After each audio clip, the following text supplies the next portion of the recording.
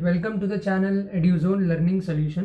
सो बच्चों, आज के इस वीडियो में हम पढ़ने वाले हैं आपका यहाँ पर क्लास 12th का केमिस्ट्री पढ़ेंगे। ठीक है, सो केमिस्ट्री आपका जो है चैप्टर नंबर 1 से हम लोग स्टार्ट करेंगे, जो कि है आपका सॉलिड स्टेट। ठीक है, सो सॉलिड स्टेट तो देखने जाएंगे तो बहुत बड़ा चैप्टर है आपका, लेकिन उसमें बेसिक सारी चीज़ें जो है वो कवर करी गई है आपके टेक्स्ट बुक में, महाराष्ट्र बोर्ड के जो टेक्स्ट बुक है उसमें। ठीक है, सो उसमें जो मेन होता है वो आपका ब्रेवियस लेटाइस होता है, जो आपको आपने अगर पढ़ा होगा तो आपको पता होगा, नहीं पढ़ा है तो मैं पढ़ा दूंगा आपको, कोई बात नहीं।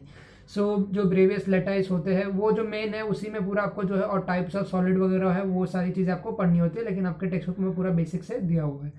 यहाँ पे हम लोग स्टार्टिंग से एकदम स्क्रैच से कवर करेंगे। तो पार्ट नंबर 1 है, तो जिन भी बच्चों ने अभी तक चैनल को सब्सक्राइब नहीं किया तो पहला उनके लिए है कि जाके यार पहले सब्सक्राइब कर लो। ठीक है, सो आज के इस वीडियो में हम लोग बॉन्ड वगैरह समझेंगे, कितने टाइप्स के बॉन्ड होते हैं, सॉलिड क्या होता है, बॉन्डिंग में कैसे रिलेशन होता है, और वो सारी चीज़ें जो है हम लोग समझेंगे। तो ये बेसिक वाला वीडियो होने वाला है आपका, लेकिन ये समझना भी आपके लिए बहुत ज़रूरी है। ठीक है, सो स्टार्ट करते हैं हम लोग यहाँ पे चैप्टर नंबर 1 आपका सॉलिड स्टेट। चल, सो अभी पहला इंट्रोडक्शन हम लोग देख लेते हैं। देखो यहाँ पे हमें यहाँ पे करना क्या समझना है। पहला यहाँ पे द स्मॉलेस्ट पार्ट जो कॉन्स्टिट्यूएंट पार्टिकल्स होते हैं, जैसे कि एटम्स, आयंस और मॉलिक्यूल्स, ये समझना है।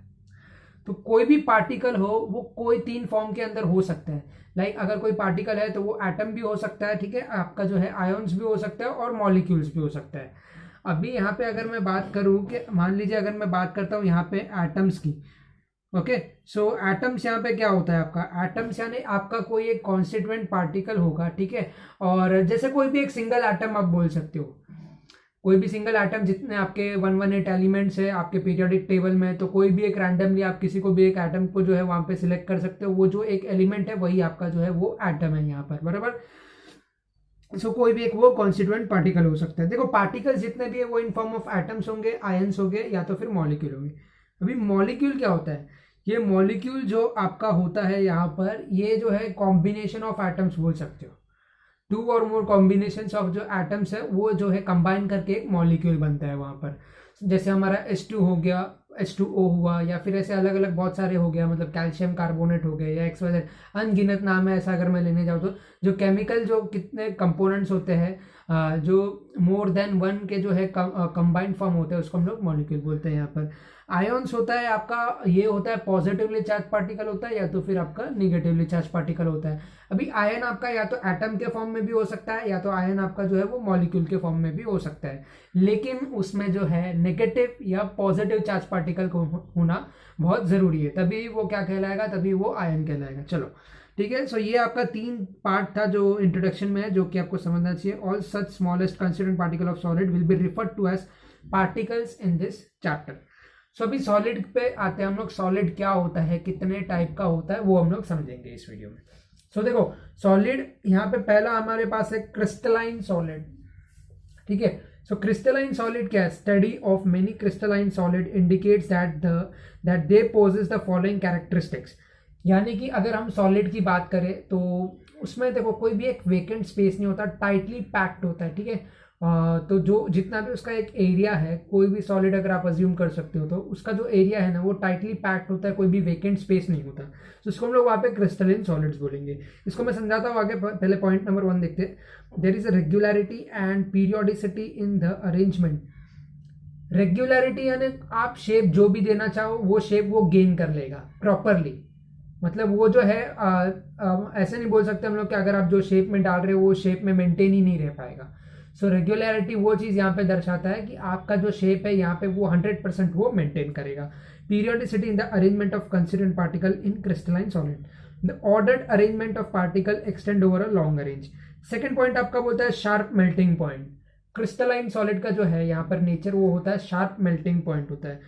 All crystalline substance except those having cubic structure are anisotropic. In other words, their properties like refractive index, thermal and electrical conductivity etc. are different in different direction. So ये जितने भी आपने अलग अलग टर्म सुने अभी, जो रिफ्रैक्टिव इंडेक्स हुआ आपका, थर्मल हुआ, या फिर आपका जो है इलेक्ट्रिकल कंडक्टिविटी हुआ, तो ये सारी चीज़ें जो है अगर अप्लाई होती है उस चीज़ पर तो उसका डायरेक्शन भी चेंज हो जाता है और उसका नेचर जो है वहाँ पर चेंज हो जाता है। सो जैसे आइस हो गया, सॉल्ट हुआ, such as NaCl, metal such as sodium, gold, copper and material such as diamond, graphite, ceramics are example of crystalline solid. तो ये सारे एग्जाम्पल है जो कि आपके क्रिस्टलाइन सॉलिड के एग्जाम्पल है। देखो अभी यहाँ पे आता है आपका ये वाला डायग्राम देखना, ये क्रिस्टलाइन है, ये एमोर्फस है, ये देख लो, बस आपको यही समझना है और कुछ नहीं समझना। आप इनमें स्पेस देख पा रहे हो, स्पेस यूटिलाइजेशन किस तरीके से हुआ है, कॉम्पैक्ट है, तो यहाँ पे जो है कम से कम जितना कम स्पेस होगा ना, जितना कम वैकेंसी होगा या फिर जो एयर है उसमें नहीं जा पाएगा, उतना ही उसका रेगुलरिटी ज्यादा होता है। ठीक है, अगर हम एमोर्फस की बात करते हैं तो रेगुलरिटी उसका भी होता है, as a part of solid वो भी है, लेकिन उसका रेगुलरिटी कम होता है as compare to crystalline solids. तो अभी एमोर्फस के बारे में पढ़। देखो एमोर्फस आपका रैंडमली अरेंज होता है, वो रैंडमली अरेंज इसलिए होता है ताकि आप उसको एक डेफिनेट शेप नहीं दे सकते, ये इन फॉर्म ऑफ पाउडर आप बोल सकते हो, वो भी आपको बताता हूँ यहाँ पे। ये टेम्परेचर जैसे आप देख सकते हो, they melt gradually over a temperature interval, उसका शार्प मेल्टिंग पॉइंट होता है। इसका कैसे होता है, ये ग्रेजुअली है, डिपेंड करता है आपके टेम्परेचर इंटरवल पर। थर्ड पॉइंट है आपका, दिस सॉलिड्स आर आइसोट्रॉपिक, वो एनाइसोट्रॉपिक था, ये वाला इसका नेचर कैसा है, ये आइसोट्रॉपिक है। सो इसमें जो पार्टिकल्स होते हैं, पार्टिकल्स ऑफ लिक्विड हैव, मतलब उसके पास जो है कांस्टेंट मोशन होता है, are in a constant motion.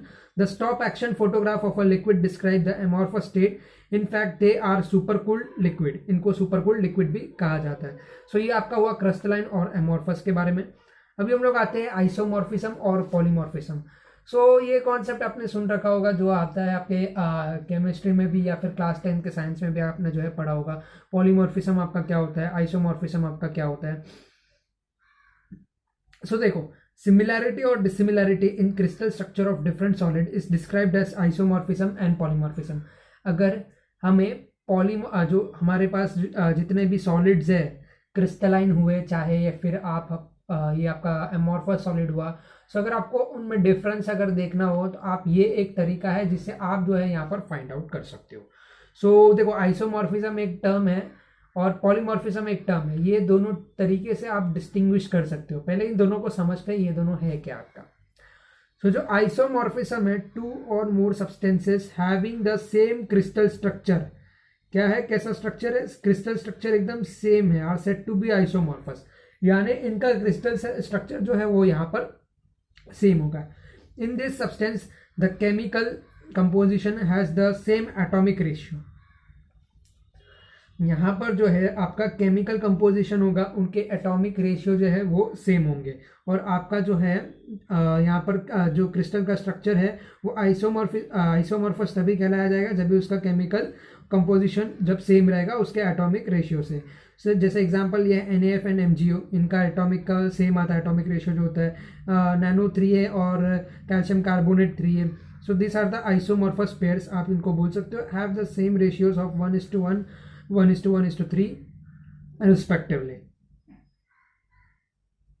तो जैसे कि आपने देखा, अगर इनका स्ट्रक्चर सेम है ना, केमिकल कंस्टिट्यूएंट भले ही अलग है, केमिकल कंपोजिशन जो होता है उनका भले ही अलग है चलेगा, लेकिन जो उनका स्ट्रक्चर है अगर वो सेम है तो वो आइसोमॉर्फिज्म या फिर आइसोमॉर्फस वहां पर कहलाएगा वो।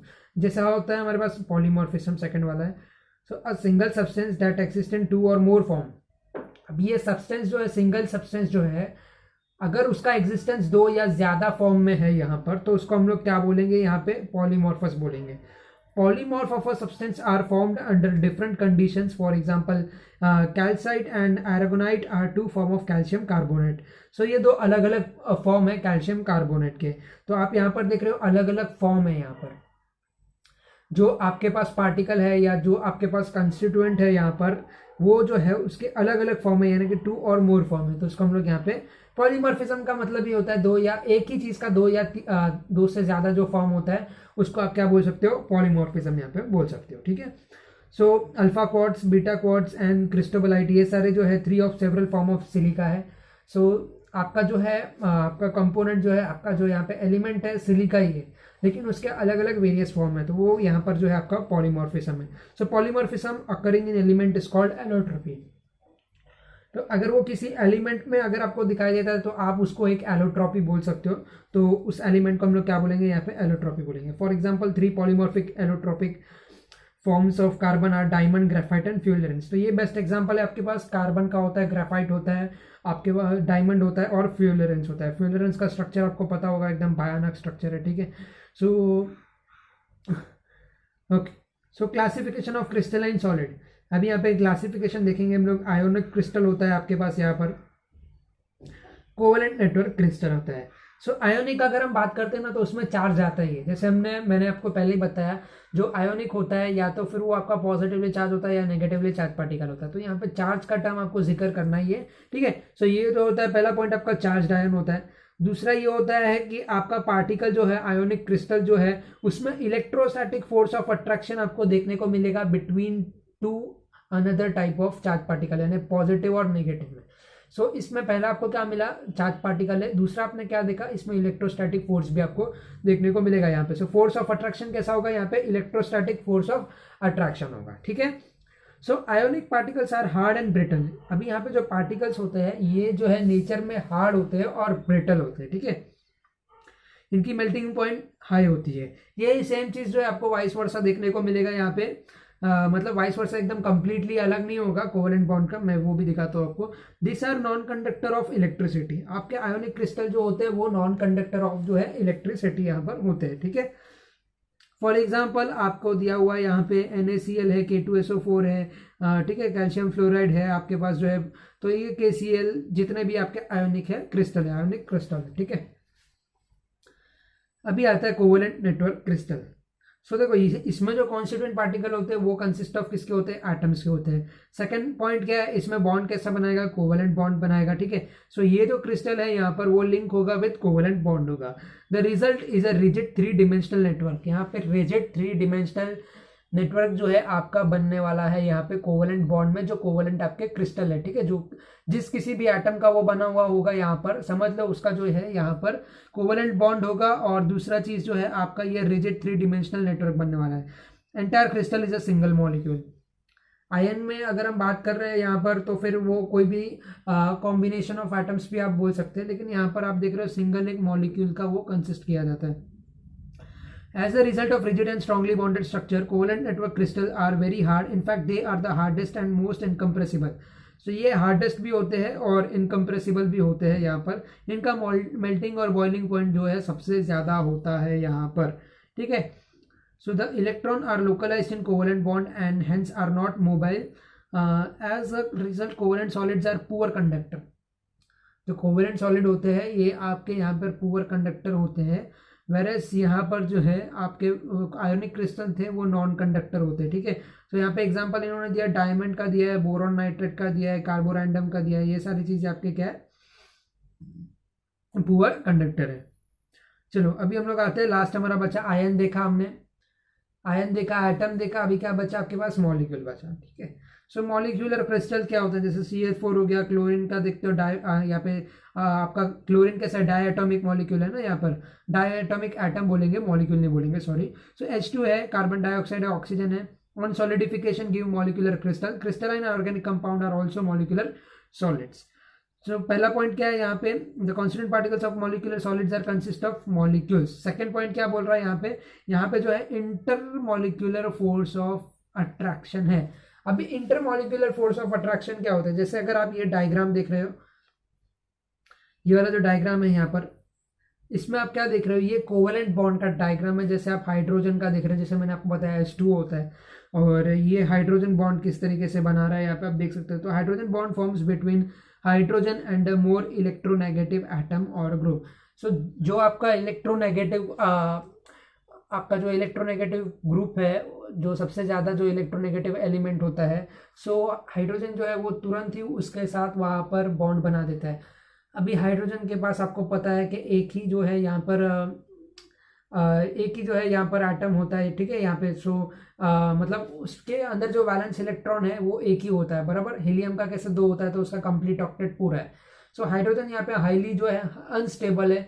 आप इसको इलेक्ट्रोनेगेटिव एलिमेंट के पास अगर आप लेके जाते हो तो वो उसके साथ रिलेशन तुरंत ही बना लेगा, या किसी के साथ भी ये रिलेशन तुरंत ही बना लेगा, क्योंकि इसको एक ही जो है यहाँ पर वैलेंस इलेक्ट्रॉन की जरूरत होती है, ठीक है। सो यहाँ पे एक से वो अपना ऑक्टेट जो है कंप्लीट कर लेता है। सो हाइड्रोजन इजीली बॉन्डिंग बना लेता है किसी के साथ भी।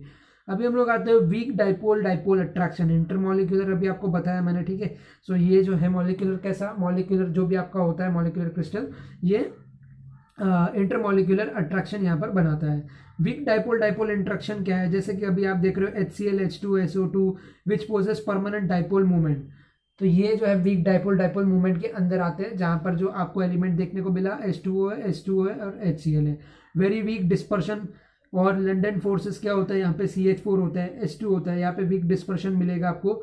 सो in non polar molecule such as methane हो गया आपका, हाइड्रोजन का डायटोमिक मॉलिक्यूल हुआ यहाँ पे, ठीक है। So this forces are also involve in monoatomic solids like argon, neon. So ये जो है इसी तरीके के सिमिलर एलिमेंट जैसे होते हैं आपके नियॉन है, आर्गॉन है, तो इनमें भी आपको जो है वीक डिस्पर्शन देखने को मिलता है। This substance are usually goes at, और इसमें जो भी एक्शन होता है, परफॉर्म होता है, वो रूम टेम्परेचर पे होता है यहाँ पे। अभी यहाँ पे वेरी वीक डिस्पर्शन क्यों बोला है, समझो इस बात को। वेरी वीक डिस्पर्शन का क्या मतलब हुआ, अभी जैसे मैंने बताया डाई एटॉमिक है बराबर, हाइड्रोजन अगर सिंगल एलिमेंट आप लेते हो, सिर्फ H से लेते हो, तो वो हाईली अनस्टेबल है। अगर हम बात करते हैं H2 मॉलिक्यूल की यहाँ पर, सो यहाँ पर ये जो एटम है आपका, हाइड्रोजन एज अ एटम है, डाई एटॉमिक एटम है, ठीक है। सो यहाँ पर ये हाईली स्टेबल है, अगेन ये इनका ऑक्टेट कंप्लीट करता है, तो यहाँ पर डिस्पर्जन वेरी वीक होता है, इनको आप अलग नहीं कर सकते इजीली। ये H2 जो है यहाँ पे आपका गैस के फॉर्म में होता है। सो ये जो है यहाँ पे स्टेबल होता है, अगेन जैसे अगर वो सिंगल एटम है तो वो हाईली अनस्टेबल है, और किसी के साथ भी वो बॉन्ड यहाँ पर बना लेता है, कोवलेंट बॉन्ड बना लेता है, ठीक है।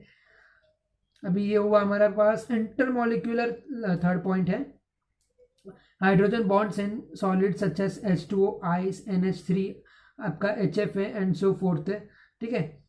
सो अगर मैं बात करूँ ना HF की, जो होती है आपका जो हाइड्रोजन और फ्लोरीन का बॉन्ड होता है, सो आपका जो फ्लोरीन है फर्स्ट क्लास बिरयानी I8, जो आपका इलेक्ट्रोनेगेटिव पूरा जो ग्रुप है यहाँ पे, सो फ्लोरीन भी आपका फुल्ली इलेक्ट्रोनेगेटिव है, और यहाँ पे हाइड्रोजन को भी अपना ऑक्टेट कंप्लीट करना है, तो वो भी फुल्ली इलेक्ट्रोनेगेटिव आप यहाँ पे बोल सकते हो। सो अगर आपको इनमें डिस्पर्शन करवाना है तो आप कर सकते हो यहाँ पर, ठीक है। सो आपको रिएक्शन यहाँ पे करना पड़ेगा, तो आपका HF जो है यहाँ पर यहाँ पे डिस्पर्शन हो जाएगा। सो ये अलग एक्सेप्शन है, यहाँ पे H2O यहाँ पे हाईली स्टेबल है, आपका अमोनिया भी स्टेबल है। सो इनका जो होता है लो मेल्टिंग पॉइंट होता है, और ये पुअर इलेक्ट्रिकल कंडक्टर से भी पहचाने जाते हैं। गुड इंसुलेटर आप बोल सकते हो इनको आप गुड इंसुलेटर बोल सकते हो। सो ये वही पार्ट था, उसी को मैंने डबल टाइम ले लिया यहाँ पे, वीक डाइपोल डाइपोल इंट्रैक्शन और वेरी वीक डिस्पर्जन। सो देखो dipole dipole forces are attractive forces between positive end of the one polar molecule and the negative end of the. So dipole dipole forces जो होते हैं वो बहुत ही ज़्यादा strong होते हैं, उनमें फोर्स जो होता है वो वीक बॉन्डिंग नहीं बनाते, वो स्ट्रॉन्ग बॉन्डिंग बनाते हैं यहाँ पे। सो डाइपोल डाइपोल फोर्सेस होते हैं वो अट्रैक्टिव फोर्सेस होते हैं। They are much weaker than ionic, ये वीकर होते हैं किससे, आयोनिक से जो है यहाँ पर, आयोनिक और कोवलेंट बॉन्ड से वो जो है वीकर होते हैं। Significant effect only when the molecule involved are close together, touching और ऑलमोस्ट टचिंग, ठीक है। सो यहाँ पर ये वीकर होते हैं आपके आयोनिक और कोवलेंट बॉन्ड से, बाकी आपका डाइपोल डाइपोल फोर्स जो है यहाँ पर स्ट्रॉन्ग फोर्स होता है। अभी हम लोग देखेंगे यहाँ पर आपका जो है मेटालिक क्रिस्टल के बारे में, ठीक है। सो मेटालिक क्रिस्टल अभी क्या है यहाँ पर देखो, इसमें क्या क्या पॉइंट है। Metallic crystal have the following properties, 1 2 3 यहाँ पे दिया है, मेलिएबल है, डक्टाइल है, और good electrical and thermal conductivity. Third point add कर लो यहाँ पे, good electrical and thermal conductivity है, तो ये थर्ड पॉइंट यहाँ पे आपका इंपॉर्टेंट है। मेटल्स जो होता है डक्टिलिटी उनका जो है अच्छा होता है, ठीक है। So they can be drawn into wires, so metals को आप वायरिंग्स में देख सकते हो, कंडक्टर्स वगैरह जो है उसमें वो यूज होते हैं। ये मैलिएबल होता है, they can be hammered into thin sheets, so मतलब ये आप थीन शीट्स के अंदर भी उसको प्लेट कर सकते हो, जो आपका गुड कंडक्टर ऑफ इलेक्ट्रिसिटी होता है। यहाँ पे इन्होंने एग्जांपल दिया जैसे कि सोडियम हो गया, पोटाशियम हो गया, कैल्शियम हो गया, लिथियम हो गया, फेरियम हो गया आपका, ठीक है, आर्गन हो गया। सो ये सारे आइटम जो है आपके मतलब सो ये जितने भी एग्जाम्पल्स इन्होंने दिए मेटल्स के, ये सारे आपके मेटालिक क्रिस्टल है। कोवलेंट क्रिस्टल आप देख सकते हो, इनके प्रॉपर्टीज यहाँ पे मेंशन किए गए। देखो ये फॉर्म होता है क्रिस्टल का आपका कोवलेंट क्रिस्टल, ये हार्ड रिजिड होते हैं, इनका जो है मेल्टिंग पॉइंट है ज़्यादा होता है, ये बैड कंडक्टर ऑफ इलेक्ट्रिसिटी होते हैं एक्सेप्ट ग्राफाइट। यहाँ पे एक्सेप्शन आपको दिया है ग्राफाइट का, जैसे फ्लोरेंस होता है आपका ग्राफाइट होता है, ठीक है, डायमंड होता है, तो यहाँ पे ग्रेफाइट जो है ये गुड कंडक्टर में गिना जाता है, तो ये थोड़ा सा एक एक्सेप्शन है। So high latent heat of fusion, low coefficient of expansion, ये सारी चीज़ें हैं यहाँ पे। देखो अभी ऑलमोस्ट हमारा होना ही आया है, तो ज़्यादा बोर होगा नहीं आपको, क्योंकि ये जो है थोड़ा बेसिक पार्ट था, मेरे को भी पता है। तो यहाँ पे हमने ऑलमोस्ट सारी चीज़ें कवर कर ली है, बॉन्डिंग रिलेटेड जो भी होता है आपका। यूनिट सेल क्या है, अभी आप ये क्यूबिकल देख रहे हो, एक रिप्रेजेंटेशन है यूनिट सेल पैरामीटर्स, है ना। सो अभी ये चीज़ है क्या, अभी आप जो है ये वाला पार्ट देख रहे हो, राइट। सो अभी ये जो यूनिट सेल है बेसिकली, सो ये यूनिट सेल आपको जो है लेटाइस फॉर्म को समझने में बहुत ही ईजी होता है यहाँ पे। So the space lattice of a crystal is built up of a 3 dimensional basic pattern. So ये 3 dimensional, आप साइड्स बोल सकते हो ए बी सी, और एंगल्स अगर लेना है तो अल्फा बीटा गामा, है ना। The smallest repeating structural unit of a crystalline solid is called, अभी जो स्मॉलेस्ट यूनिट होता है क्रिस्टलाइन सॉलिड का, जो सबसे स्मॉलेस्ट यूनिट होता है यहाँ पे क्रिस्टलाइन सॉलिड का, उसको हम लोग क्या बोलते हैं, यूनिट सेल बोलते हैं। सो यहाँ पे आप देख पा रहे हो, when the unit are stacked together to generate a crystal, each unit cells share its faces, उनके फेसेस जो है आपस में शेयर होते हैं। ये क्यूब आप देख पा रहे हो, तो इसमें फेस कौन सा है यहाँ पे आप देख पा रहे हो, देखो ये वाला पार्ट, ये वाला जो पार्ट है ये इसका फेस है, ये सारी चीज़ें आपकी क्या है, ये फेस है ना। तो ये सब आपका यहाँ पर फेस है। सो ये फेस सभी में यहाँ पर शेयर करते हैं, ठीक है। इसको जो आपका मैक्रोस्कोपिक क्रिस्टल है, दूसरे वर्ड से भी जाना जाता है यहाँ पे, मैक्रोस्कोपिक क्रिस्टल जो होता है आपका। और टाइप ऑफ यूनिट सेल आपके पास होता है यहाँ पे प्रिमिटिव सिंपल यूनिट सेल होता है आपके पास यहाँ पे होता है, मतलब एक तो एससीसी होता है, मतलब ये देखो प्रिमिटिव सिंपल यूनिट सेल, दूसरा है body central unit cell, body centred. So in primitive unit cell the constituent particles are present at its corner only. So जो पार्टिकल्स है वो कॉर्नर में प्रेजेंट होते हैं। जो बॉडी का होता है in this type of unit cell, one constituent particle is present at the centre of its body. तो सेंटर ऑफ बॉडी में जो है यहाँ पर बॉडी के केस में अगर हम बीसीसी की बात कर रहे हैं, बॉडी सेंटर्ड यूनिट सेल में, तो वो जो होता है एक सेंटर ऑफ बॉडी में प्रेजेंट होता है। एससीसी में कॉर्नर में होता है, ठीक है। सो ये याद रखना, constituent particle are present its corner only. Third है फेस सेंटर्ड। फेस सेंटर्ड जैसे अभी मैंने आपको फेस बताया, फेस जैसे शेयरिंग होता है, उसी तरीके से this unit cell consist of particle at the centre of each of the face. Base centred क्या होता है, this unit cell consist of particles at the centre of any two of its opposite faces. Two यानी up या down बोल सकते हो, right या left बोल सकते हो, तो two of its opposite faces in addition to the corner particles. So भाई हो गया हमारा यहाँ पे पार्ट 1 हमने कंप्लीट कर दिया है, जहाँ पे बेसिक चीज़ें जो है कवर करी गई थी। सो आज के इस वीडियो के लिए बस इतना ही। अगर आपको वीडियो पसंद आता है तो वीडियो को ज़रूर से लाइक करें, ठीक है। आप शेयर कर सकते हो वीडियो को आपके फ्रेंड्स के साथ, सभी के साथ। और सब्सक्राइब प्लीज़ ज़रूर से सब्सक्राइब कर ले। अगर आपको वीडियो पसंद आया तो लाइक भी ज़रूर से करना। मिलता हूँ नेक्स्ट वीडियो में। So take care, thank you and bye bye.